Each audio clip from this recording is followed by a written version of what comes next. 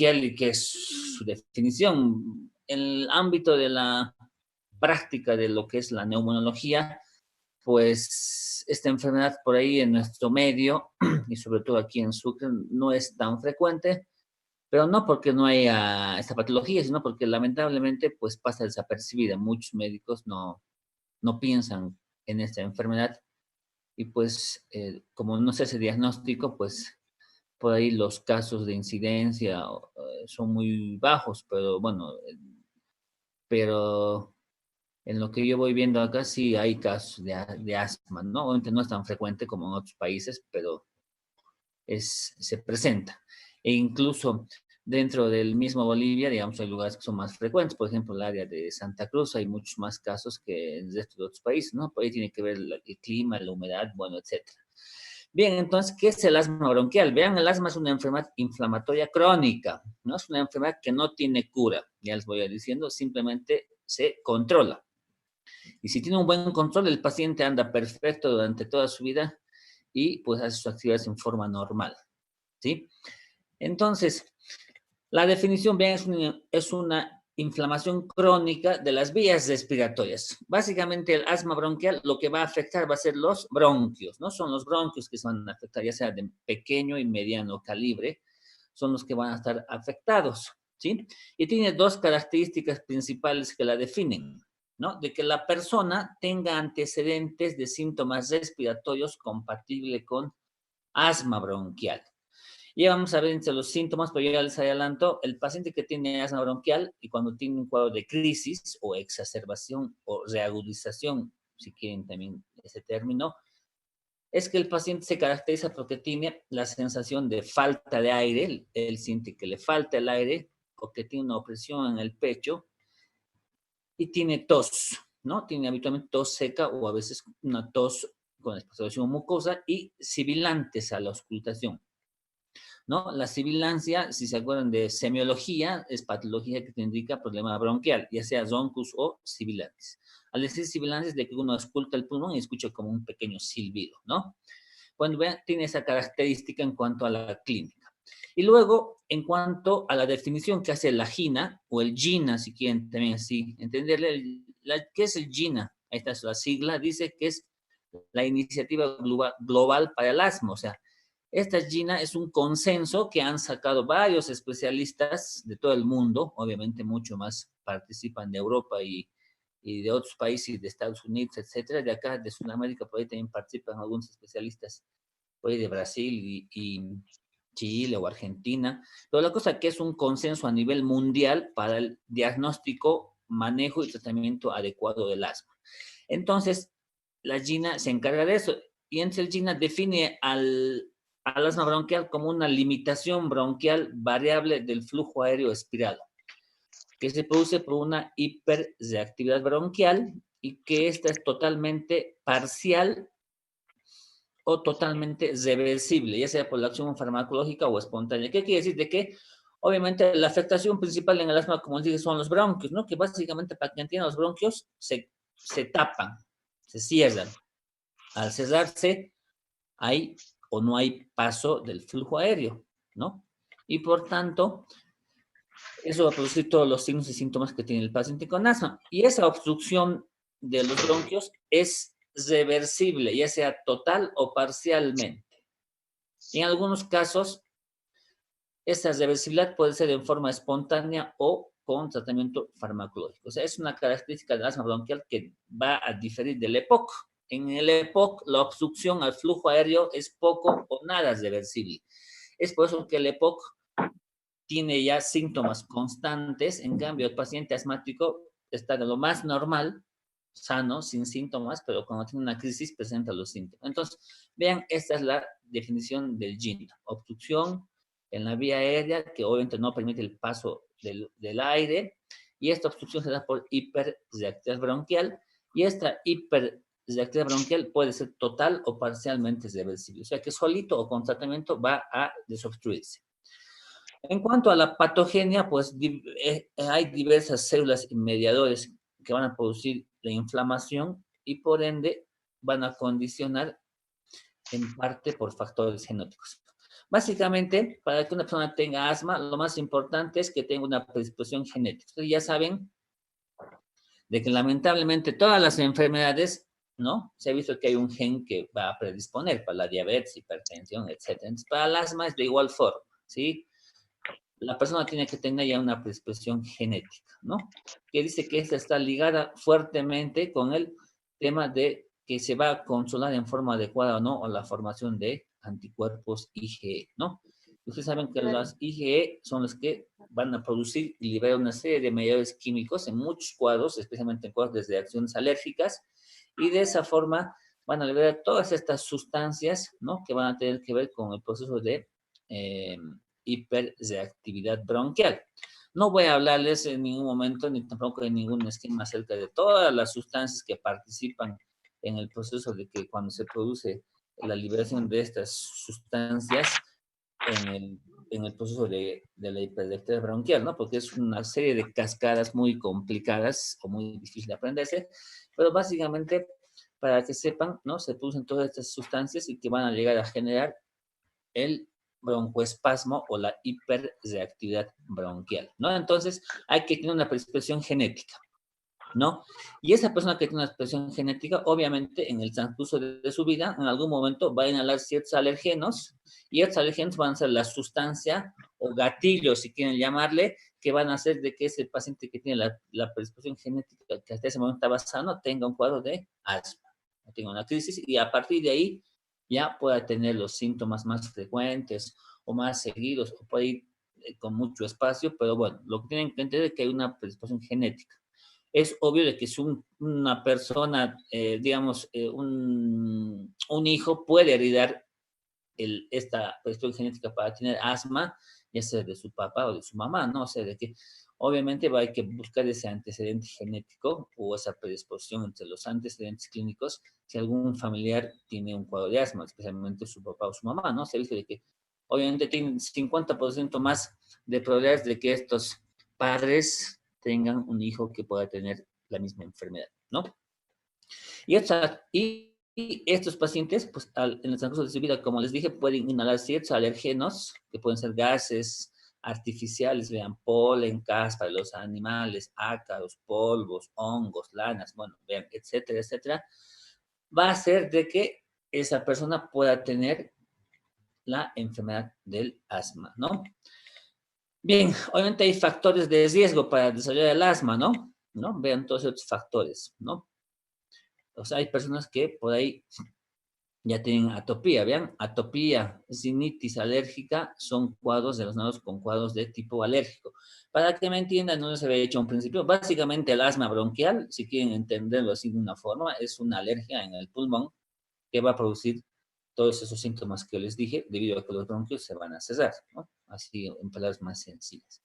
Ven, hay factores de riesgo para que una persona pueda tener asma. Aquellas personas que sufren de atopía o que las mujeres han tenido una menarquia precoz o hoy tienen obesidad o sinusitis crónica como factores del huésped o factores perinatales, ¿no? Que tienen que ver con el parto, que son prematuros o que han tenido ictericia neonatal o han nacido por cesárea o la mamá ha fumado durante la gestación y otros factores ambientales como alergenos, el mismo tabaquismo, ven acá, y otros fármacos como ciertos antibióticos, no, son factores de riesgo para que una persona pueda llegar a tener asma, pero la más importante es la predisposición genética. Y bien, ¿y qué van a hacer todos estos inductores que les acabo de decir, como los alergenos, sustancias químicas, etcétera? Pues esa persona que tiene la predisposición genética en algún momento de su vida, pues esos alergenos ingresan por la vía respiratoria, obviamente, o a veces también pueden ser ciertos alergenos que uno va a ingerir por la vía oral, ¿no? Por ejemplo, ya les digo, algunos alimentos que tienen los conservantes, ¿no? Aquellos alimentos que tienen muchos conservantes son sustancias que son, así por ellos pacientes pueden ingerir y eso les puede producir grandes cuadros de alergia y obviamente también puede ser causantes de que les induzca que tengan asma, ¿no? Entonces, todas esas sustancias lo que producen en el bronquio se inflaman. Y al inflamarse se produce una hiperreactividad bronquial. ¿A qué se refiere esto? De que a nivel de los bronquios, que vamos a ver más adelante, los músculos bronquiales se contraen, la mucosa se inflama, hay bastante producción de moco y todo eso a qué va a llevar de que el bronquio se tape produzca una limitación al flujo aéreo y ahí va a generar todos los síntomas, ¿sí?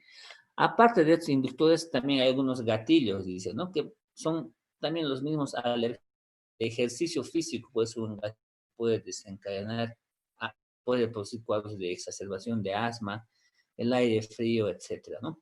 Entonces, vean, vamos a ver de qué, al hablar de factores de riesgo y al hablar de factores desencadenantes, básicamente, pues, si uno ve que es lo mismo, ¿no? O sea, vamos a decir que son los mismos factores que pueden generarte que puedas tener asma, que te pueden ser predisponentes y que también te pueden desencadenar los cuadros de ataque, si quieren así llamarlo, o crisis de asma. Si se acuerdan, les he mandado un tema aparte de eso, que es básicamente lo que es la crisis asmática y cómo tiene que manejarse, ¿no? Porque es una urgencia la crisis asmática. Entonces, vean, los factores predisponentes y desencadenantes son casi los mismos, ¿no? Siempre tienen que ver con sustancias de tipo alergénico, ya sean atmosféricas, domésticas, algunos agentes infecciosos, ¿no? Infecciones virales, factores laborales, ¿no? Donde trabajas con qué sustancias, qué fármacos también, algo les aclaro importante, ¿no? Los pacientes asmáticos habitualmente siempre se les prohíbe la mayoría que no consuman AINES, y dentro de esto sobre todo la aspirina, porque se ha visto de que es un factor que puede desencadenar y predisponer a tener cuadros severos o crisis asmáticas mortales. Los beta bloqueantes, también se acuerdan de farmacología, ¿no? Los beta bloqueantes como el atenolol, por ejemplo, que no es un beta bloqueante selectivo, hace de que pueda desencadenar también cuadros de asma bronquial o de no, no producir, sino desencadenarte las crisis en un paciente que ya tiene la predisposición genética, ¿no? Ciertos alimentos también, como les dije acá, vean, los mariscos, ¿no? Saben que los mariscos son alimentos que pueden producir cuadros de alergia, ¿no? Frutos secos, etcétera, ¿no? Entonces, vean, los factores predisponentes y desencadenantes básicamente llegarían a ser lo mismo, ¿no? Bien, en cuanto a la fisiopatología, vean, el hecho principal de una exacerbación asmática es de que hay el estrechamiento de la vía aérea, ¿no? A lo que te lleva a la obstrucción del flujo aéreo.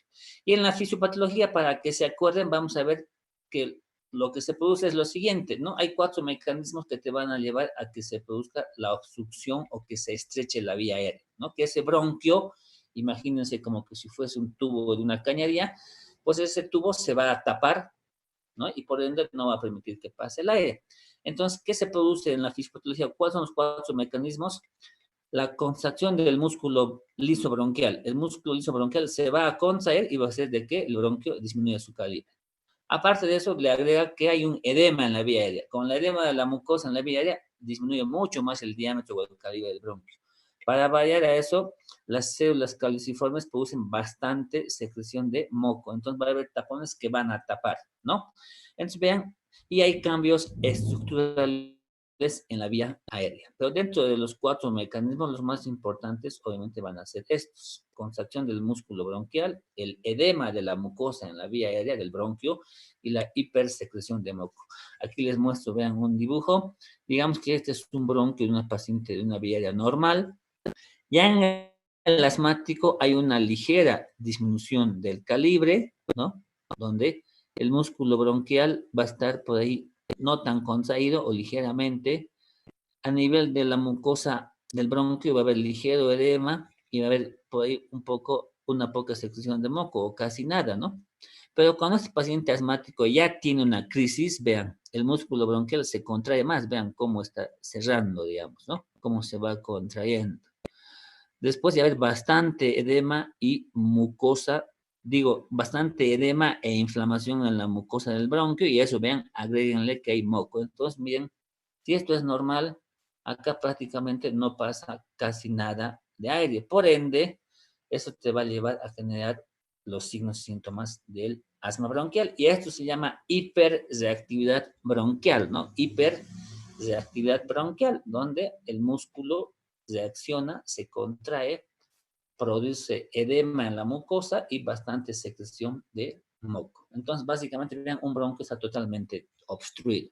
Y si uno hace un corte anatomopatológico, vean, aquí en esta parte es el bronquio normal y aquí está el bronquio de un paciente asmático, ¿no? La mucosa se va a infiltrar con eosinófilos activados, linfocitos T, y activación de mastocitos en la mucosa, ¿no? Lo que les dije, ¿no? Toda esa liberación de unas sustancias de cascadas mediadas por el anticuerpo IgE, que produce liberación de eosinófilos. Recuerden que los eosinófilos se activan con cuadros de alergia, después producen linfocitos T, después liberan los mastocitos, sus gránulos, después generan una serie de sustancias a ese nivel de que va a generar todo eso, ¿verdad? Se engrosa, también dice, la membrana basal, se deposita el colágeno y por todo esto se ocluye la vía respiratoria con el moco. Entonces, nuevamente, el músculo se contrae, la mucosa se dematiza y hay producción de moco, ¿verdad? Y obviamente va a haber vasodilatación y angiogénesis, ¿no? Eso en un corte, si uno hace del bronquio. ¿Vean? Entonces, vean, básicamente la fisiopatología es contracción del músculo, edema en la mucosa y bastante producción de moco. Con eso obstruye el flujo aéreo. Bien, ahora van a ver que por ahí, si lean la bibliografía, van a ver que hay bastantes tipos de clasificación del asma bronquial. Pero nosotros vamos a tomar aquí estos que por ahí son lo más importante, lo más frecuente. Bien, el asma se puede clasificar de las diferentes formas. Una puede ser si el alergeno viene del medio externo o si otro puede ser donde no hay un alergeno que provenga del medio externo, ¿no? Entonces, veamos que la clasificación puede ser que un paciente se lo considera asma que tiene un asma extrínseco o asmáticos extrínsecos, como su nombre dice, que son pacientes con antecedentes de broncoespasmo de tipo alérgico, que habitualmente comienzan durante la infancia ya estos pacientes, ¿no? Con pruebas cutáneas para alergenos positivos, donde se puede encontrar eosinófilos en el pulmón y aumento de la IgE en el suelo. O sea que estos pacientes van a ser aquellos que van a desencadenar sus cuadros debido a que están expuestos a sustancias alergénicas del medio ambiente, ¿no? Ahora hay asmáticos intrínsecos, donde no existe un factor externo que va a desencadenar, ¿no? Su cuadro de crisis y no hay una edad, puede empezar a cualquier edad. Las pruebas cutáneas son negativas, ¿no? Y la IgE puede ser normal o bajo, o sea, de que este paciente puede tener incluso algunos antecedentes de otro tipo de cuadros de alergia como eczema, atopía o hiperreactividades cutáneas. En cambio, este paciente no. Pero en este paciente intrínseco se ha visto de que la causa, el gatillo, si quieren llamarle, o como he puesto ahí, que va a desencadenar todo el cuadro de su asma, son factores intrínsecos. Y como cuáles, como situaciones emocionales, ¿no? Se ha visto de que pacientes que tienen la predisposición genética para tener asma, situaciones emocionales, ¿no? Algún disgusto, alguna pelea, algún llanto, etcétera, les desencadena sus cuadros de asma.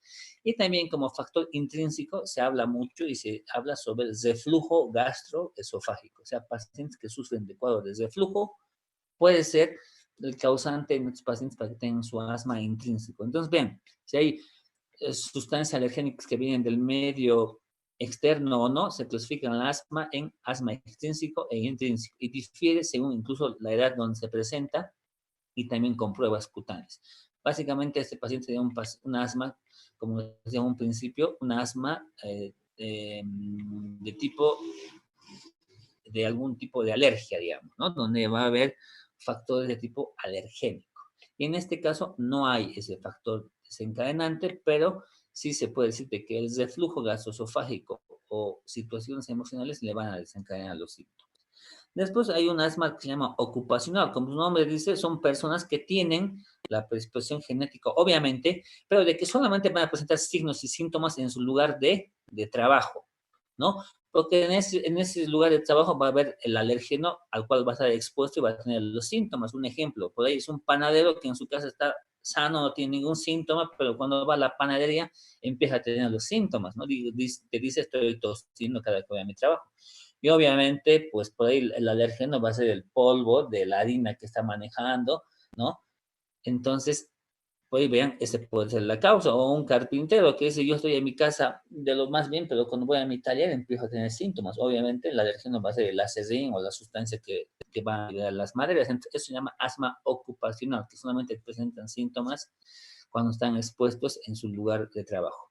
Y el asma inducido por el ejercicio, ¿no? Hay personas que mientras no hagan ejercicio están bien, pero cuando hacen ejercicio sí tienen episodios de síntomas compatibles con el asma, ¿no? A eso aquí pues, se puede entender de que estos pacientes, pues acuérdense, hemos dicho de que las vías respiratorias de las fosas nasales, los cilios que están ahí, y todo eso tiene la función de calentar y humidificar y purificar el aire que ingresa. Entonces, se dice de que esos pacientes por ahí, ese cambio de temperatura, más sobre todo de un aire frío que va a ingresar a la vía respiratoria, y por ahí no va a ser calentado, pues ese aire frío le va a desencadenar el asma, ¿no? Entonces, eso pues lo que se maneja en el tema de que los pacientes que tienen asma inducido por el ejercicio. Vean, ese es un tipo de clasificación. Aquí hay otra clasificación que tiene que ver con la gravedad del asma en adultos. Vean, antes de que reciban un tratamiento. Si se fijan acá, vean que hay, ¿no? Toman en cuenta lo siguiente, ¿no? Toman en cuenta los síntomas diurnos, la medicación de alivio. ¿Cuáles son la medicación de alivio? Vamos a ver en el tratamiento que hay agonistas beta 2 adrenérgicos de acción corta, ¿no? Esos son los de alivio, porque si se acuerdan y han leído, más que todo, no si se acuerdan, si han leído, van a ver que hay agonistas beta 2 de acción prolongada, que son los fármacos que controlan la enfermedad. En cambio, estos beta 2 de acción corta son los que alivian. Si tiene síntomas nocturnos, ¿no? ¿Cuántas veces tiene síntomas en la noche? Si los síntomas le afectan su actividad diaria, si cuando se le hace una espirometría, si se ve si tiene alteraciones del versus 1, digamos, ¿no? En cuanto al valor teórico normal, ¿no? Vean los porcentajes. Si tiene exacerbaciones, ¿cuántas exacerbaciones en el año? Vean, entonces, tomando en cuenta los síntomas que presenta en el día, si utiliza su medicación de alivio, de rescate, si tiene síntomas en la noche, si le afecta su actividad normal, si tiene alteraciones en la espirometría y cuántas exacerbaciones ha tenido en el año, se puede clasificar el asma para su gravedad en asma intermitente, persistente leve, persistente moderado y persistente grave. Y vean qué toma en cuenta, ¿no? Para hacer en cuenta simplemente el intermitente solamente va a tener síntomas diurnos 2 veces o menos a la semana o capaz no tiene síntomas. En cambio, vean, el persistente leve ya tiene más de 2 veces a la semana y el persistente moderado tiene casi a diario y el grave tiene síntomas continuos, ¿no? Varias veces al día. Y así tomando en cuenta estos parámetros se va a clasificar el asma según su gravedad en esto. Y también sirve mucho esto para hacer el tratamiento. Ya les digo, por ejemplo, de que el intermitente simplemente le puedes dar vos agonistas de acción corta a demanda. En cambio, este paciente que tiene por ahí persistente moderado va a recibir corticoides en forma fija, inhaladas 2 veces al día, por ahí asociados a otros medicamentos para controlar su enfermedad. O sea que vean, esto aparte de ver la gravedad, te sirve también para hacer el tratamiento y ir viendo la evolución, ¿sí? ¿Cuáles son los síntomas y signos más frecuentes del asma? Van a leer por ahí dice que hay una triada bien característica. La triada es de que el paciente tiene dificultad para respirar, tos y sibilancias episódicas. Y por ahí también le pueden agregar opresión en el pecho. Pero el paciente muchas veces no te sabe diferenciar si es dificultad o es que le oprime el pecho. Entonces, la triada típica del asma es dificultad para respirar, que sería disnea, tos y sibilancias, ¿no? Ahora, estos síntomas, que cómo se van presentando, son muy variables, ¿sí? Incluso algunos pacientes pueden llegar a tener una tos crónica simplemente. Si bien en nuestra currícula de materias no hay un tema que se llama tos crónica, porque hay temas que se, así como tal, tos crónica simplemente, pues aquellos pacientes que tienen tos crónica, digamos, una enfermedad que hay que descartar es que el paciente no tenga asma. Por eso que muchos pacientes simplemente un síntoma solo que pueden tener es tos crónica. A menudo los síntomas del asmático empeoran durante la noche, ¿sí? Debido a las variaciones del ciclo circadiano, ¿no? En la noche donde hay más predominio del tema parasimpático, y pues eso puede generar que haya más contracción del músculo bronquial y mayor hiperreactividad bronquial, ¿no? A menudo, no digo que es característico, también pueden presentar en el día, pero a menudo casi siempre los pacientes asmáticos van a acordarse, te van a venir a la consulta en tu mejor sueñito cuando estás de turno. A las 2, 3 de la mañana te llega ahí todo ahogándose, fatigado, ¿no? Es por eso, por las variaciones del ciclo circadiano, ¿no? Ahora, como hemos dicho, aquellos pacientes, sobre todo que tienen el asma extrínseco, que está relacionado con cuadros de alergia, los pacientes pueden tener edema en la mucosa nasal y pueden tener pólipos, ¿no? Acuérdense que la rinitis alérgica y los pólipos también es un proceso alérgico. Entonces, muchos pacientes pueden tener al examen físico pólipos también a nivel nasal que se relacionan con el asma alérgico, ¿no? Y obviamente también los pacientes que tienen el asma extrínseco, como se relacionan con cuadros de alergia, pueden tener también trastornos en la piel, como eczema, dermatitis, atopía y otras manifestaciones cutáneas, sobre todo en el paciente que tiene el asma extrínseco. Al examen físico, lo bien característico, los oncosis. Uno pone el estetoscopio en el pulmón y va a escuchar que el paciente va a silbar. Cuando mete el aire y saca, va a silbar. Incluso hoy van a escuchar a algunos médicos decir, le chilla el pecho, tiene como un gato o como un ronroneo en el pecho, los pacientes ya más o menos te entienden y te dicen, sí, me silba, tengo como un gato, un silbido en el pecho, o me ronca, dice. Entonces, pues esos son los roncos y sibilancias que puede tener el paciente. Según la gravedad, incluso hay algunos pacientes que vos escuchas estos roncos y sibilancias sin necesidad del estetoscopio. Vos escuchas que el paciente está con ese ruido, le está silbando el pecho, ¿no? Ahora, una cosa para aclarar en el examen físico. En el asma agudo grave, aunque el paciente que tiene un asma agudo grave, un ataque grave y severo, pues es tanta la obstrucción que ya no se escucha el pasaje del aire. Entonces uno puede ir a ausculta y no tiene esa experiencia y dice, yo pongo el estetoscopio al pulmón y pues no escucho ronquicisilans. Y pues lo toma y dice, pues no está grave. Sin embargo, es todo lo contrario. Para que ronque y silbe el bronquio, pues tiene que haber cierto pasaje de aire por esa obstrucción, ¿no? El bronquio está obstruido y pues al pasar el aire silba. Pero cuando está muy grave, pues, está ya totalmente obstruido, entonces el aire ya no pasa. O sea, tienen que tener en cuenta de que a esa auscultación donde tú pones el estetoscopio y no escuchas nada, se llama silencio auscultatorio. Y eso es un signo de gravedad. Te está diciendo que a ese paciente pues, no le está entrando nada de aire, ¿sí? Y por tanto es un signo de alerta porque ese paciente en cualquier momento puede hacer un cuadro de insuficiencia respiratoria y te hace un paro respiratorio. Entonces, en el asma agudo grave, por ahí lo que vas a auscultar es que no escuches ningún ruido y eso se llama silencio auscultatorio y es un signo de alarma. Muchos por ahí con la inexperiencia dicen, yo no escucho ronquicilantes, debe estar bien, sin embargo está totalmente grave y comprometido. Ahora, el examen físico puedes ver algunas deformidades en el tórax, especialmente en el pichón, el tórax en pichón se puede encontrar, o en tonel, pero esas deformidades sobre todo se encuentran en pacientes que tienen asma desde la infancia, ¿no? No les había hecho un inicio, pero el asma habitualmente comienza desde la infancia y comienza desde la infancia o en la adolescencia. Hasta los 30 años pueden presentar, ¿no? Después de los 30 años es poco frecuente o muy raro que un paciente debute con síntomas de asma. No digo que es imposible, pero puede. Pues ya les adelanto aquí, dice que entre el diagnóstico diferencial más frecuente del asma es el EPOC. Y es por eso de que es raro que un paciente tenga síntomas después de 50 años y sea compatible con asma, ¿sí? Bien, para el diagnóstico, bueno, obviamente en la clínica los signos y síntomas que ya les dije es bien característico, ¿no? Es una de las pocas enfermedades que vos puedes diagnosticar con la clínica de que un paciente que te diga, me falta el aire, me silba el pecho y tengo tos, ¿no? Entonces, es algo, por ahí, una de las pocas enfermedades que tiene signos y sintomatología, ¿no? Y habitualmente que empiezan durante la noche o al amanecer y tienen una expiración prolongada y sibilancia al examen físico. Obviamente, vos le das una espirometría y tendrá una prueba que dice compatible con obstrucción, ¿no? El asma es una enfermedad de tipo obstructiva que por algo limita el flujo aéreo, ¿no? Y también se puede hacer pruebas de provocación bronquial. Eso en el tema de espirometría o funcionales respiratorios les he dado, pero bueno, ojalá se arregle pronto esta situación, no sé cuándo, pues eso vemos mucho mejor en la práctica.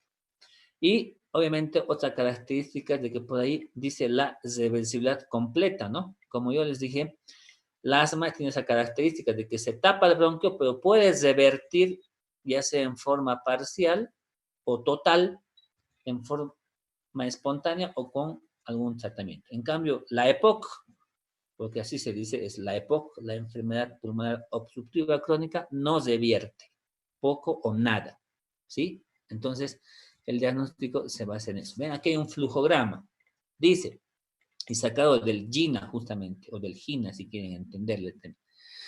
Paciente que tiene síntomas de asma y que sean típicos, si es sí, bueno, es la historia clínica, indaga si sus familiares tiene, alguien de sus familiares tiene asma, si el examen físico vos, pues, logras ver de que tenga zoncos y sibilancias, o de que tiene disnea, o de que le falta el aire, o tos, pues, entonces, ya con eso, si vos dices que tiene sí, pues respaldado con la historia clínica del examen físico, le pides el estudio, que el estudio principal para ver objetivamente de que el bronquio esté tapado es la espirometría. Y siempre una espirometría con prueba de reversibilidad. ¿Qué quiere decir eso? Una espirometría con prueba broncodilatadora. Ya les voy a tratar de explicar. ¿Sí? Entonces, si la espirometría te dice que el paciente tiene obstrucción, pues, te está confirmando asma y se hace el tratamiento. ¿Bien? Si el paciente no tiene síntomas típicos de asma, pues tienes que buscar mediante el examen físico, mediante antecedentes, diagnosticar que sea otra enfermedad alternativa, ¿no? Si vos confirmas que otro diagnóstico alternativo, pues tratas esa enfermedad. Y si vos no llegas a confirmar esa enfermedad alternativa, puedes volver a repetir en una ocasión la prueba de la espirometría. Y si confirma, pues es asma. Ahora, pero si vos repitiendo otra prueba, no llegas a confirmar que sea asma por la espirometría, pero vos por ahí sigues con la duda y sigues sospechando que sea eso, pues puedes hacer un tratamiento empírico, ¿no? Puedes darle el tratamiento para asma, a ver cómo anda. Y pues si con ese tratamiento el paciente mejora sus síntomas, pues entonces también te llega a ser y confirmar el diagnóstico de asma bronquial. Entonces, vean, este algoritmo es bien práctico y muy fácil para que puedan llegar al diagnóstico del asma. Entonces, la espirometría es el examen principal que se pide para confirmar el asma bronquial y objetivizar la obstrucción. Pero ya les digo, el asma, van a leer en muchas partes, dice que el diagnóstico del asma es clínico, ¿sí? Dice que el diagnóstico del asma es clínico. Bien, ¿qué estos complementarios uno puede pedir? ¿No? Puede pedir un esputo en el cual puede encontrar eosinofilia, dice en el esputo, es esputo, pero también si no hace un examen de sangre puede encontrar, pero sobre todo esto en los pacientes que tengan el asma extrínseco, que está asociado, tiene que ver mucho con un tema de tipo alérgico, ¿sí? Uno hace el esputo y puede hacer un extendido y en el laboratorio te van a informar que se pueden encontrar los espirales de Cushman o cristales de Charcot-Leyden, que son básicamente que proceden de los eosinófilos. Yo, la verdad, este esputo nunca he pedido. La verdad, creo que muchos colegas tampoco lo hacen de rutina, pero si tenemos que hablar, puede pedirse un esputo. Obviamente va a ser una radiografía. Acuérdense, y ya les aclaro, la radiografía en el asmático suele ser normal, casi en todos los pacientes, ¿no? La radiografía es normal, no hay ninguna alteración. Porque les digo que acuérdense que el asma es una alteración de tipo funcional, o la mala funcionalidad del bronquio que se obstruye. No hay alteraciones de tipo destructivas, ¿no? No destruye el asma del pulmón, sino altera la funcionalidad del bronquio impidiendo el pasaje del aire. Ahora, si el asma es desde la infancia, pues puede tener un tórax hiperinsuflado o un tonel. Métodos inmunológicos. Básicamente, los métodos inmunológicos se relacionan con pacientes que puedan tener asma alérgico extrínseco, ¿vean? ¿No? Antecedentes de eczema, de rinoconjuntivitis, de alergia a alimentos, etcétera, o de atopía, ¿no? Básicamente, que se llama atopía. Pues en esos pacientes se pueden hacer pruebas de tipo alérgica, ¿no? Y los estudios que pues, se pueden hacer son las pruebas cutáneas, ¿no? Que es sencilla y sensible, dice, ¿no? Se pone en la piel del paciente el antebrazo un alergeno y luego con una especie de lanceta en la superficie se hace un pinchacito y se va viendo si ese alergeno que le van instalando le produce alguna reacción, ¿no? Si fue un eritema o un edema en ese antebrazo, y en eso ya te dirá la alergóloga que hace esta prueba te dirá pues que eres alérgico a ciertas sustancias y pues te puede servir sobre todo para eso, ¿no? Para hacer un diagnóstico de que sea un paciente con asma alérgico extrínseco. Igual ya les digo, pues te sirve, dice, para saber a qué puedes ser alérgico, pero la mayoría de las pruebas que hacen aquí o afuera es de que utilizan una serie de sustancias preparados obviamente en laboratorio, donde la mayoría siempre sale que es alérgico a ácaros, a diferentes tipos de ácaros, ¿no? Que hay, que se encuentran en el polvo del domicilio, etcétera, y pues te pueden hacer un tratamiento los alergólogos desensibilizándote, aplicándote las sustancias para ir desensibilizando contra los alérgenos, pero donde se ha visto que en los adultos pues prácticamente no sirve para nada, y en los niños sí dice que puede servir, pero no se sabe si es por la desensibilización o porque su sistema inmune todavía no ha madurado y a medida que va pasando el tiempo pues madura y puede ayudarle, pero pues no está muy determinado. Pero, bueno, entonces pueden hacer pruebas cutáneas, sobre todo para ver si es un asma alérgico extrínseco. Obviamente puede determinar la IgE, que puede ser aumentada, si es la IgE total, arriba de este valor, y también puede haber determinación de la IgE específica, ¿no? Mediante estas pruebas. Pero básicamente estas tres pruebas sobre todo es para determinar el asma alérgico extrínseco, ¿no? Ven, aquí también hay un flujograma, ¿no? Para ese tema. Te dice, la exposición a alergenos desencadena o empeora el asma bronquial. Si te dice sí, pues hacer un estudio de alergia, ¿no? El PIC-TEX se llama, lo que les acabo de decir con la lanceta, PIC es IgE específica. Hace un estudio de alergia y si es positivo y si es concordante la clínica y la historia clínica con todo eso, pues vos dices si es un asma alérgico. Y si todo esto no es, ¿no? Entonces dices que obviamente no es un asma alérgico y la sensibilización con ese método de aplicarte esas pruebitas cutáneas para desensibilizarte, pues no sirve para nada, ¿no? Si vos ves de que la exposición a alergenos no te desencadena el asma, pues busca otros factores desencadenantes, ¿no? Entonces, básicamente, este flujograma es para pacientes que puedan tener asma alérgico extrínseco. Ahora, el estudio principal es la espirometría, ¿sí? La espirometría, ¿me están escuchando? Sí, doctor. La espirometría es la prueba principal para el diagnóstico de primera elección como tal, ¿sí? La espirometría es el estudio que uno va a hacer de entrada, ¿no? Para poder medir sus valores. La capacidad vital forzada y el BEF-1 en el primer segundo se mide y en base a eso tú vas a ver la obstrucción y te sirve también para ver el grado de obstrucción, ¿sí? Se dice que para definir que un paciente tenga obstrucción, la relación BEF-1 sobre FBC tiene que estar por debajo del 0,7 o también si quieren pueden entender o a veces lo pueden manifestar que está por debajo del 70%. Entonces, la espirometría cuando está por debajo del 70% te dice que el paciente tiene obstrucción. Y si a eso ves que tenga el BEF-1 disminuido, solamente, o sea, tiene la relación por debajo del 70%, es obstrucción.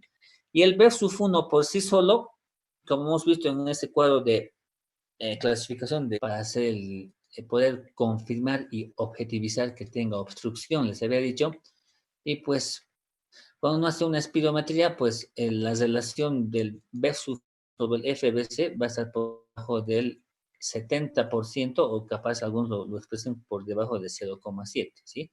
Va a ser la equivalencia, por debajo del 70%. La relación, si se acuerdan un poco de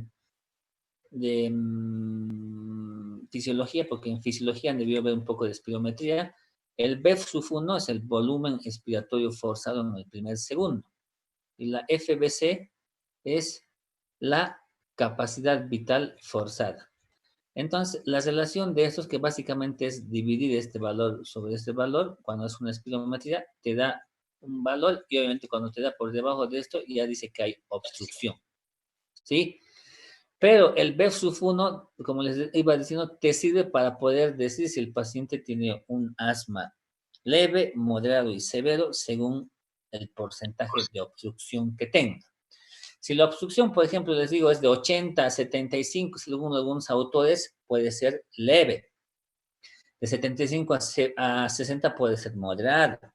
Y de 60 a 50 puede ser grave. Y de 50 a 30 muy grave. Y así hay valores que van a ir manejando diferentes autores, ¿no? No son valores fijos.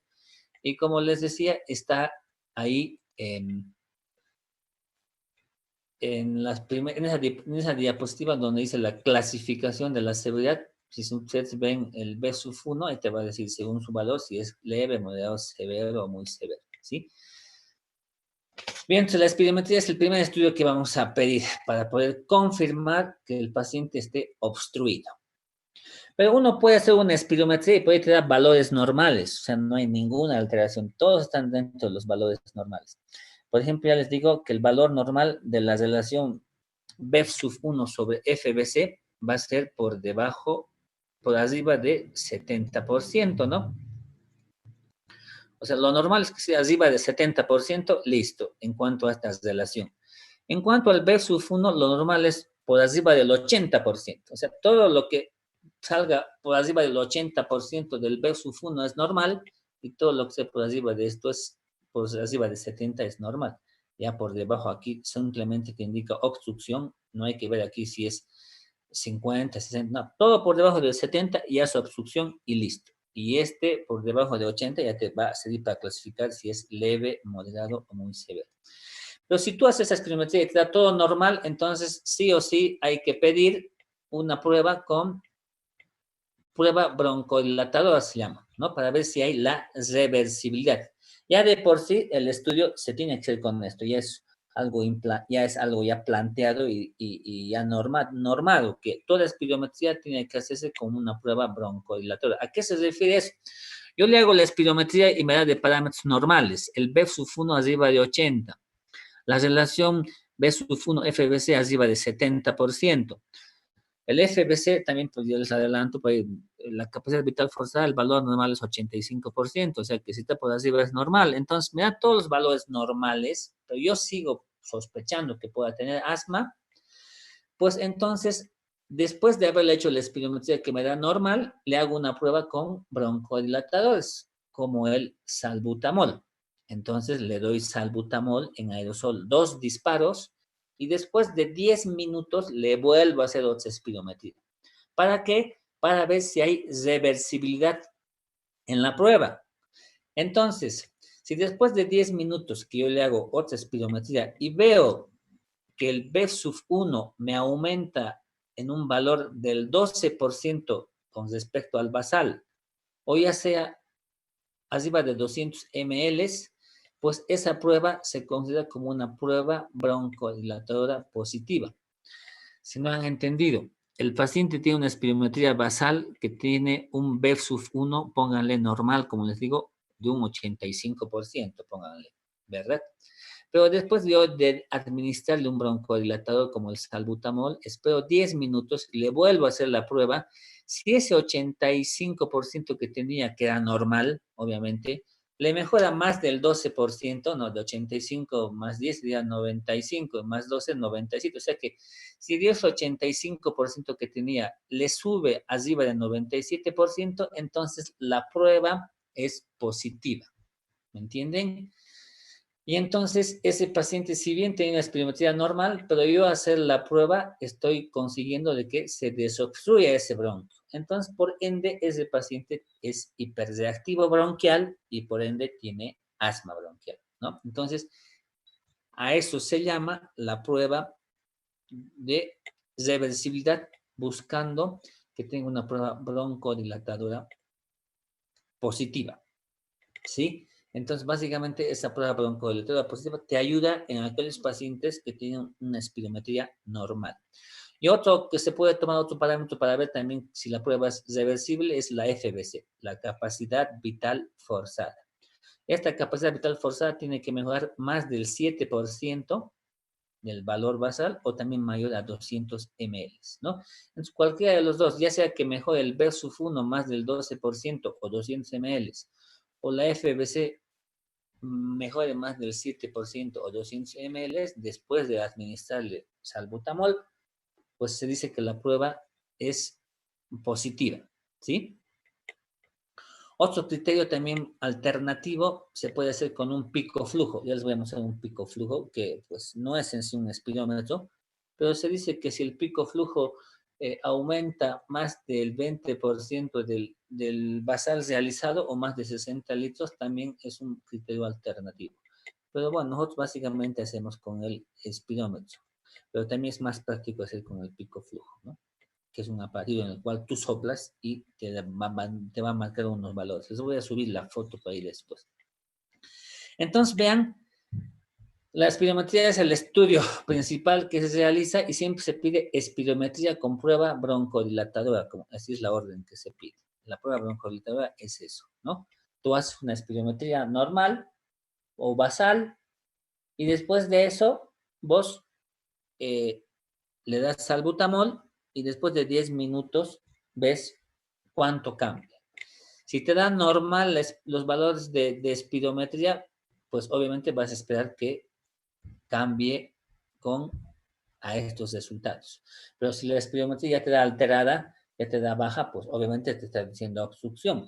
Y seguro que si vos le das salbutamol, de seguro que va a cambiar y vas a ver cuánto mejora. Entonces, esa es la prueba broncodilatadora, que los valores basales mejoren en un 12% del B-1 o en un 7% del FBC. Aquí está un espirómetro, ¿no?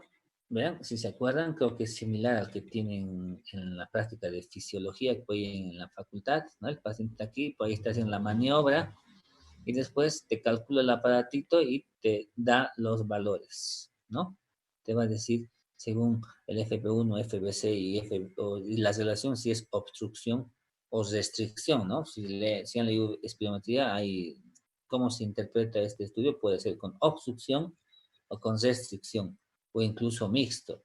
La obstrucción te está hablando básicamente de dos enfermedades principales, asma y EPOC, ¿no?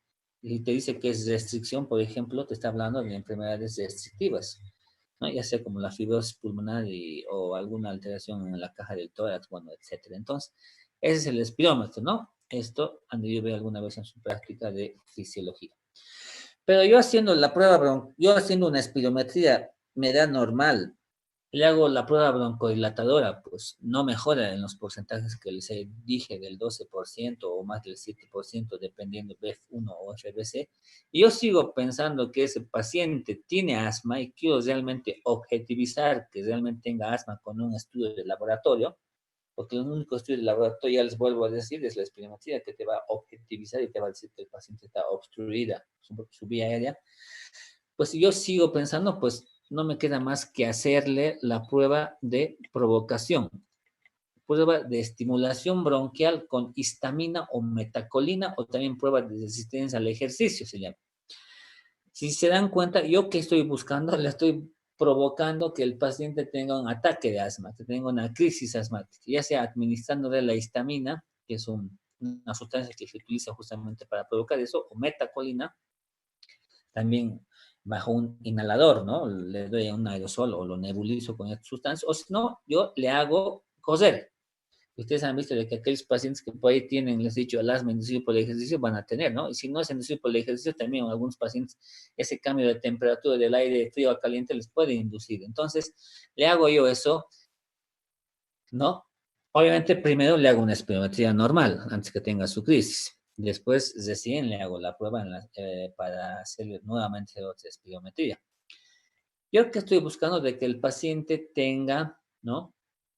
Eh, un ataque de asma, o sea, que el bronquio se tape. Y para que sea positiva la prueba, el BF1 tiene que bajar en un 20%, ¿no? Si el paciente tenía un BF1 normal, como les digo, 85, póngale, pues tiene que bajar un 20%, se tiene que estar por debajo de 65 para abajo, ¿no? Y ahí considero que la prueba de provocación bronquial es positiva. Y obviamente también para eso, eh, y obviamente me sirve para diagnosticar asma, ¿no? En aquellos pacientes que tienen síntomas, pero que la espirometría normal, digo que la espirometría basal es normal y que la espirometría que le produce con prueba broncodilatadora también es normal, no lo dilata, pero yo sigo pensando, tengo que provocarles, pero con mucho cuidado. Ojo, esto yo nunca he hecho y donde he estado nunca hemos hecho porque por ahí el cuadro de asma que le produce es incontrolable y pues, terminas al paciente terminando en terapia o hasta poderlo matar, ¿no? Porque por ahí no llegas a controlar esa crisis asmática que le estás produciendo y pues pobre paciente, ¿verdad? Entonces siempre con mucho cuidado. Las veces que he visto que han intentado hacer, había un ambú, oxígeno, un, y para intubar un laringoscopio, etcétera, porque por ahí su asma que le produciese era incontrolable y pobre paciente, ¿no? Entonces, vean, con estas sustancias es los que tú vas a poder realizar esta prueba y de que la prueba tiene que bajar el B-1 más de un 20%. Y vean, dice acá, incluso aquellos pacientes que tengan un B-1 menos del 65%, no le hagas, digamos, ¿no? ¿Sí? Bien, entonces la dilución que se utiliza especialmente aquí, la metacolina, es de 16 miligramos por ml, ¿sí? Ahora vean algo interesante. Una prueba negativa de esto te predice negativamente que el paciente no tiene asma en un 95%. O sea, de que si tú haces esta prueba de provocarle un ataque de asma y te da negativa, o sea que no baja el B-1 en más del 20%, casi un 95% para arriba, seguro que ese paciente no tiene asma. O sea, tiene un alto valor predictivo de negatividad para el asma. Bueno, entonces es el estudio principal que se va a pedir, ¿no? Para el tema de poder objetivizar el asma. Y en cuanto, pues aquí dice gasometría arterial, obviamente este estudio más que todo se va a pedir en pacientes que tengan una crisis asmática, ¿no? Aquí el paciente que tiene una crisis asmática, más aún si su crisis asmática es severa, pues obviamente tendrás que valorar al paciente para ver si ese paciente requiere o no terapia intensiva, ya que está en insuficiencia respiratoria, ¿no? Básicamente esto es más importante en los pacientes que tienen crisis asmática, más aún si es un cuadro severo, ¿no? Eso fue, van a leer o les va a ayudar mucho más en el siguiente tema que también les he mandado, que es crisis asmática, ¿no? Bien, entonces vean, la espirometría es el estudio principal que se va a pedir. Ahora, las pruebas adicionales que uno puede llegar a pedir también, ¿no? Sobre todo en el asma extrínseco, puede ser de que si el paciente tiene senos, tiene pólipos en los senos paranasales, ¿no? Hemos dicho que los pacientes que tienen un asma de tipo o componente alérgico, como el asma extrínseco, se asocia obviamente, ahí nuevamente les vuelvo a repetir, con alergias, pues los pacientes pueden tener rinitis alérgica, y la rinitis alérgica te puede llegar a producir pólipos. Entonces puede pedir una placa de los senos para ver si tiene pólipos. También pues, otros pruebas adicionales para el asma intrínseco, ya en este caso, sería hacer estudios o pruebas para ver si tiene el paciente pruebas de reflujo gastroesofágico. Más aún los pacientes que tienen síntomas persistentes, ¿sí? Que pueden cursar con asma grave, también pueden buscar causas como el reflujo gastroesofágico, ¿no? Descartar esta enfermedad, porque yo les he dicho que es un gatillo, especialmente en el asma intrínseco. En cambio, los pólipos en los senos para el asma extrínseco. ¿Cuáles son las complicaciones del asma, no? Incluyen, pues, que lamentablemente el asma es una enfermedad de que hay que estar atento en un paciente asmático. Si no hace su tratamiento en forma adecuada y no está controlada, pues ese paciente tiene gran riesgo de que fallezca, ¿no? Y se ha visto que la mayoría de los pacientes que fallecen de asma es pues, en el transcurso de su ida hasta al hospital, ¿no? O sea, desde que salen de su casa y quieren llegar al hospital, pues en ese trayecto van a llegar a fallecer, lamentablemente, ¿no? Por las complicaciones que llega a tener el asma. Entonces, las complicaciones del asma obviamente incluyen agotamiento, deshidratación, infecciones respiratorias, cor pulmonar en los pacientes que tienen asma ya crónico desde la infancia. Muchas veces puede ser un síncope también tusígeno, y en casos raros o poco frecuentes hasta neumotórax. Obviamente la complicación más grave del asma es de que el paciente tenga insuficiencia respiratoria en su cuadro de crisis y llegue a una hipoxemia grave y por ende requiera internación en terapia intensiva y que requiera intubación. Y al intubarse, pues lamentablemente han visto, como vimos el tema de neumonía intrahospitalaria, pues ya tiene otros riesgos más que se puede agregar a su enfermedad de que puede adquirir una infección intrahospitalaria como una neumonía intrahospitalaria asociada al ventilador, ¿no? Entonces, bien, son las complicaciones del asma, ¿no? Pues no vamos a terminar todo el tema, como les digo, pero bueno, vamos a hablar por lo menos de esta diapositiva más, de estas dos o tres, y vamos a ver lo que es el tratamiento, ¿no? ¿Cuáles son las metas del tratamiento en el asma?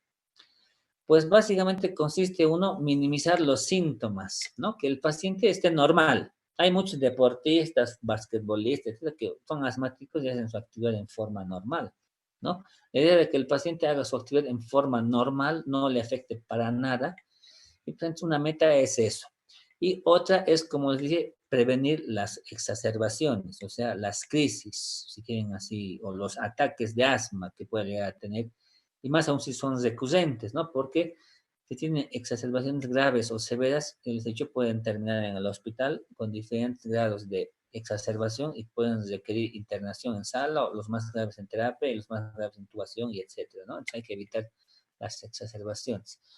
Y hay, obviamente parte del tratamiento es que tengan mantenido una función pulmonar normal o casi normal, ¿no? De que su capacidad pulmonar sea normal.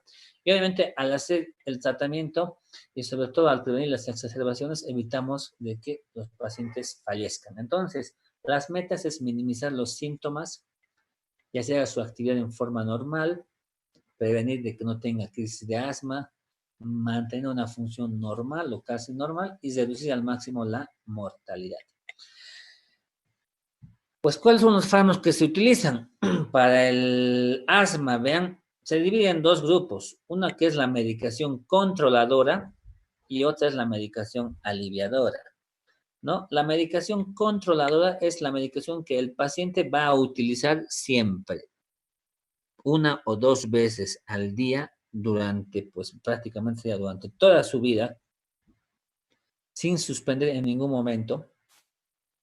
Si el paciente está bien, sin síntomas, tiene que seguir con lo mismo, porque justamente gracias a esta medicación es que el paciente está controlando sus síntomas y está controlando su enfermedad, mejor dicho, y estás previniendo que tenga todo esto, ¿no? Entonces, esta es la medicación controladora. Como quien dice, es la medicación de base, es la que va a utilizar siempre, ya sea una o dos veces al día.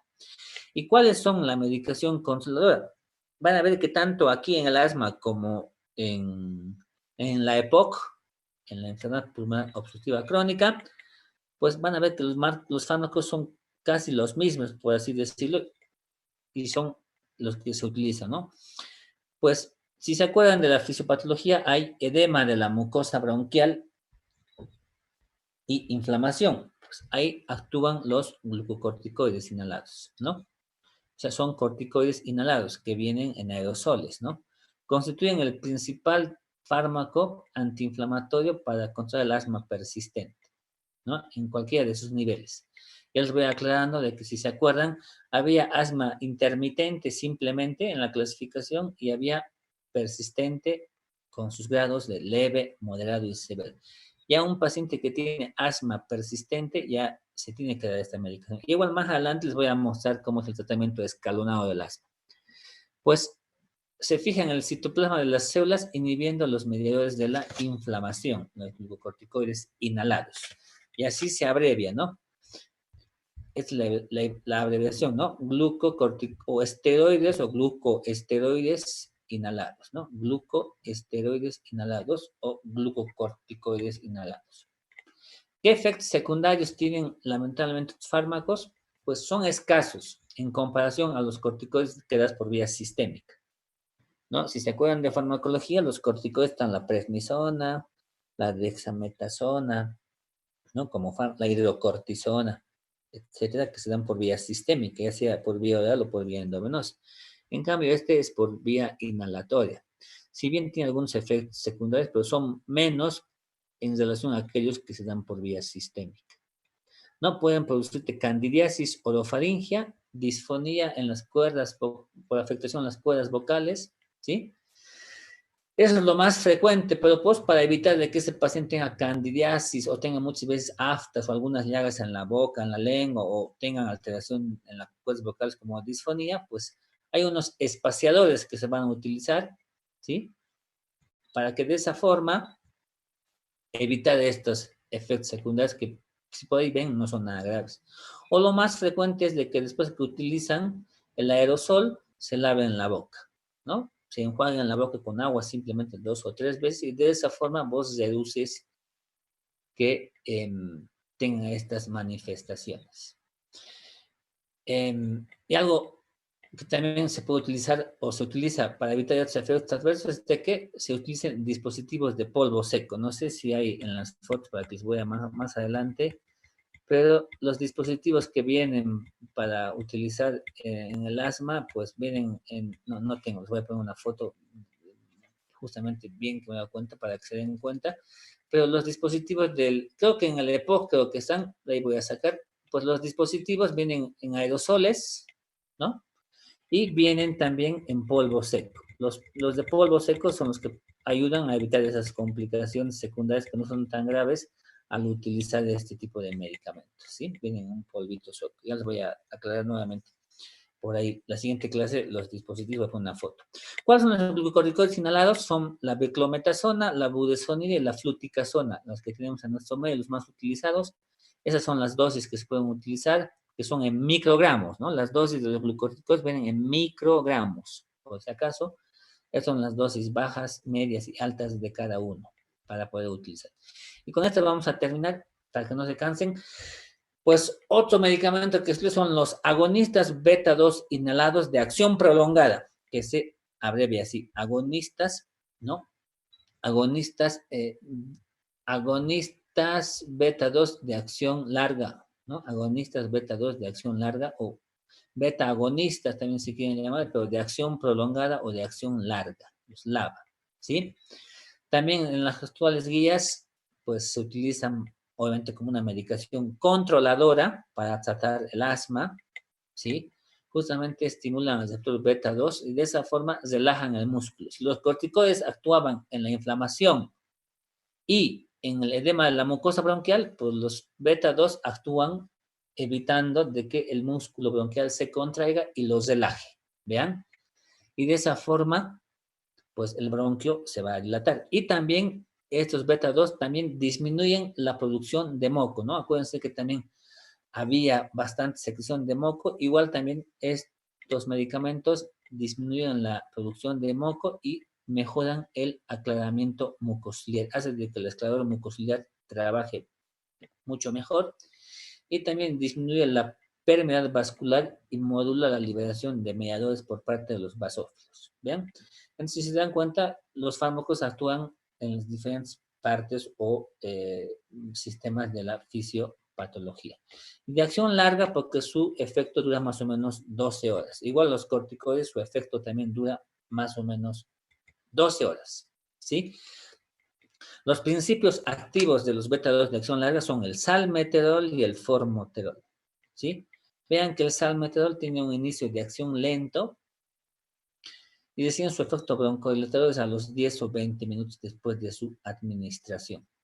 En cambio, el formoterol tiene esa ventaja de que actúa más rápido, a los 3 minutos. Es por eso que se dice de que el formoterol también podría ser un beta 2 de acción corta, digamos, se podría utilizar también, mejor dicho, como una medicación aliviadora. O sea, de que el formoterol, pues, también puede utilizarse para aliviar los síntomas en cuadros agudos. ¿Bien? O sea, es la ventaja del formoterol, que también puede, ¿no?, utilizarse como una medicación de rescate, como dice ahí. Los efectos principales de los beta 2 es de que lamentablemente actúan en la frecuencia cardíaca, producen taquicardia, porque acuérdense, si no se acuerdan, pues les voy a decir, hay receptores beta 2 a nivel del corazón y a nivel de los bronquios. Entonces, pues si estos fármacos a nivel bronquial actúan y dilatan, pues en el corazón pueden estimular en los beta 2 y producir taquicardia, ¿no? Es por eso de que como les dije en las primeras diapositivas, hablamos de medicación farmacológica, los bloqueantes beta 2 son agonistas, los bloqueantes beta 2 como el atenolol, que no es selectivo, dice, ¿verdad? Que se utiliza para la presión alta o para los cuadros de arritmia cardíaca, etcétera, pues pueden producir justamente a nivel bronquial la broncoconstricción, ¿ya? Entonces, pues hay que tener cuidado, ¿no? Ahí les decía con los beta bloqueantes. Entonces, un efecto secundario principal de estos beta 2 de acción larga es que aumenta la frecuencia cardíaca, produce palpitaciones, algo que hemos dicho que produce mucho temblor, el paciente tiene un temblor, nerviosismo y también puede producir prolongaciones en el intervalo QT y algo más grave y mortal que produce arritmias cardíacas, ¿vean? Es por eso que algunos pacientes que tienen crisis asmática y están así muy graves y vienen a la urgencia, pues todo el tratamiento de la crisis asmática, pues en algunos casos puede estar aliviando su cuadro respiratorio, pero en algunos casos dándole estos medicamentos puedes agravar o inducirles a una arritmia, más aún que está asociada con hipoxemia, ¿no? O sea, entonces, vean, algunos efectos secundarios mortales pueden ser la arritmia cardíaca y obviamente alteraciones cardíacas que pueden determinar en un cuadro mucho más fatal, pero la verdad es poco frecuente que se pueda llegar a producir esto. Y con esto voy a terminar, Estita, ¿listo? En el mercado, habitualmente, los medicamentos de los glucocorticoides y de los beta de acción prolongada, hace un tiempo venían solos, pero hoy en día vienen combinados. Y mejor me vuelvo a retractar y les vuelvo a aclarar. En el mercado, los glucocorticoides de acción, los glucocorticoides inhalados, sí vienen solos en el mercado. Viene solo el salbutamol, puede venir solo la fluticasona o la mometasona, etcétera. Pero en cambio, los beta 2, mejor dicho, hace tiempo venían solos. Pero ya hoy en día se los ha sacado. O sea que beta 2 de acción prolongada no hay solos en el mercado, vienen combinados sí o sí con los glucocorticoides. En cambio, los glucocorticoides sí pueden venir solos, ¿sí? Les aclaro eso. Y las combinaciones vienen siempre a dosis fija, en un único dispositivo, donde viene el glucocorticoide y viene el agonista beta 2 de acción prolongada. ¿Para qué se ha hecho esto? De que se ha visto de que al menos son más efectivos de dar uno cada uno por su lado, si no ya tienes el dispositivo en uno solo, y así de esa forma es mucho más efectivo y te asegura de que el paciente pueda utilizar en un solo dispositivo los dos fármacos que le van a beneficiar mucho, ¿no? Además, aclara, digo, hace que el paciente cumpla con su tratamiento, porque si vos le das dos dispositivos por separado, pues a veces da flojera o se olvida, etcétera, ¿no? Y entonces, pues, esta combinación es la que viene en el mercado, ¿no? De los dos, sí o sí, o a veces viene solo el glucocorticoide. Pero beta 2 solo ya no van a encontrar, por lo menos ya no existe en esa parte. Y no sé por qué, pero las combinaciones que vienen siempre son las mismas. Siempre viene fluticasona más salmeterol y siempre viene budesonida por más formoterol, ¿sí? Siempre vienen esas presentaciones, fluticasona más salmeterol y budesonida en formoterol, en diferentes dosis y en dispositivos, ya sea los cartuchos presurizados, ¿no? Que son los aerosoles comunes que por ahí han visto, ¿no? Como un perfume o un aerosol, si quieren llamarle, y los que vienen en polvo seco. ¿No? Es también importante saber utilizar, les voy a explicar, les voy a mencionar cómo se utilizan, porque de eso también depende del tratamiento y la buena respuesta, ¿no? Porque no es nomás utilizar como sea, no es poner a la boca y listo. Si alguna vez han visto Doctor House, han visto que una paciente va y le dice, a ver, utilice su aerosol y la paciente dispara al cuello, ¿no? Como si fuese un perfume, digamos, ¿no? Así tan paradójico. No creo que haya gente así, pero bueno, mucha gente agarra la boca, dispara y listo, no hace la maniobra en forma correcta. Bien, hasta aquí este tema y pues el siguiente martes vamos a continuar, ¿sí? Hasta terminar lo que es asma bronquial. Si tuviesen alguna pregunta, pues me dicen y el Doctor, siguiente martes eh, continuamos. Sí. doctor, ¿podría repetir la partecita del formoterol donde dice que también puede usarse en casos graves? O sea, Sí, sí. Como les había dicho a un principio, en cuanto al tratamiento, los fármacos se van a utilizar en fármacos controladores, ¿no? Y fármacos aliviadores. Los aliviadores, ya vamos a ver después de esto. Entonces, estos son los que controlan la enfermedad. Básicamente, la base del tratamiento del asma es el corticoide inhalado, solo y en muchos casos combinados con los beta 2 de acción prolongada, ¿no? Pero se ha visto de que el formoterol, ¿no? Que es un beta 2 de acción prolongada, tiene propiedades de que actúa en forma rápida, ¿ves? Inicia a los 3 minutos. Entonces, este formoterol puede también en muchos casos utilizarse como medicación de rescate. Si un paciente tiene un cuadro de crisis, ¿no? Y por ahí no tiene a su mano salbutamol, ¿no? Que el salbutamol es la medicación de acción rápida y de alivio, pues le puedes decir, utilice su formoterol para poder sacar de esa crisis y aliviar los síntomas, ¿sí? Entonces, el salmeterol y el formoterol son de beta 2 de acción prolongada. Ahí dice a qué tiempo actúan y cuánto dura, pero más o menos duran como 12 horas, Pero dentro de estos dos, el formoterol también te da ese beneficio de que puede ser una medicación de rescate. Y les dije de que los beta-2 de acción prolongada por sí solitos ya no vienen en el mercado solos como tal, siempre vienen asociados al glucocorticoide. En cambio, los glucocorticoides sí vienen solos como tal. Y no sé por qué, pero la combinación que siempre trae el mercado siempre es fluticasona más salmeterol y budesonide más formoterol. Yo por lo menos nunca he visto que venga fluticasona más formoterol, digamos, ¿no? Siempre vienen esas combinaciones y la verdad no sé por qué, pero bueno, pero vienen esas combinaciones en diferentes dispositivos. Gracias, doctor. Bueno, después les voy a mostrar una foto, la siguiente clase de cómo vienen los aerosoles, cómo son los polvos secos, y etcétera. Que si se ponen a revisar y ven EPOC, en la parte de EPOC les he puesto, creo, la foto y básicamente son los mismos dispositivos. Y si se dan cuenta, va a ser casi los mismos fármacos y el mismo tratamiento. La siguiente clase continuamos con el tratamiento que continúa en cuanto a los fármacos controladores y veamos después ahí está la medicación de rescate de los aliviadores y cómo se hace el tratamiento en forma escalonada para controlar el asma. ¿Sí? Bien, entonces